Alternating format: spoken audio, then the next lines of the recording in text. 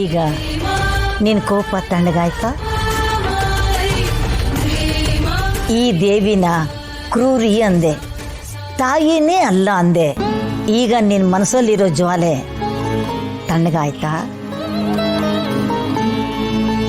ಇಷ್ಟೊತ್ತು ನೀನು ಆಡಿದ ಮಾತುಗಳಲ್ಲ, ಅದು ನಿನ್ನ ಆತ್ಮದಲ್ಲಿರುವ ಆಕ್ರೋಶ. ಈಗ ಸಮಾಧಾನ ಆಯ್ತಾ? ಇಲ್ಲ ಅಜ್ಜಿ, ಈ ದೇವಸ್ಥಾನದ ಹೊಸಲು ತುಳಿದಕ್ಕೆ ನನಗೆ ಸಿಕ್ಕಿತು ಒಂದೇ ಸಾವು ನೋವು ಅಷ್ಟೇನೆ. ನಮ್ಮಮ್ಮನ ನಾನು ಕಳ್ಕೊಂಡಾಗ ಬೇಡ್ಕೊಂಡೆ, ಅಕ್ಕನ್ನ ನನಗೆ ವಾಪಸ್ ಕೊಟ್ಬಿಡು ಅಂತ ಅಂಗ್ಲಾಚ್ದೆ. ಆದ್ರೆ ಕೊನೆಗೂ ನನ್ನನ್ನ ಅನಾಥೆ ಮಾಡ್ಬಿಟ್ಲು.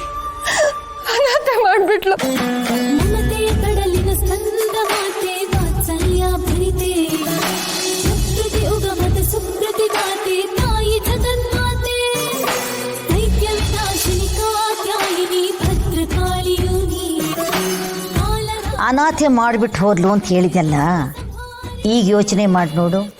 ಜನ್ಮ ಕೊಟ್ಟವರೇ ಹೋದ್ಮೇಲೆ ನಿನಗೆ ನೆರಳಾಗಿ ನಿಂತವ್ರು ಯಾರು? ಹಸಿದಾಗ ತುತ್ತು ಕೊಟ್ಟು, ನೋವಾದಾಗ ಮಡ್ಲು ಕೊಟ್ಟು, ನೆಮ್ಮದಿಯಾದ ನಿದ್ದೆ ಸಿಕ್ಕಿದ್ದು ಯಾರಿಂದ?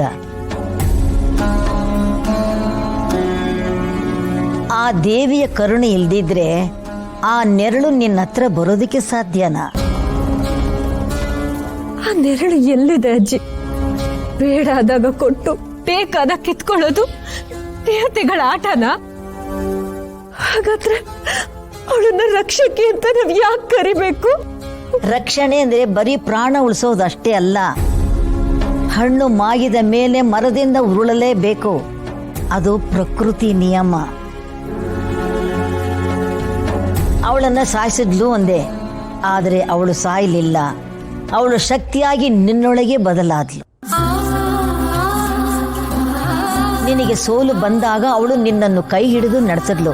ಅದನ್ನು ನೀನು ಕಣ್ತೆರೆದು ನೋಡಬೇಕು. ಹೇಗ್ ನೋಡೋದಜ್ಜಿ? ನೋಡಿದ್ರೆ ಹೇಗ್ ಕಾಣಿಸುತ್ತೆ? ತುತ್ತಿಟ್ಲು, ನಿದ್ದೆ ಕೊಟ್ಟು ಇಲ್ಲಿವರೆಗೂ ಬದುಕಿಸಿದಾಳೆ.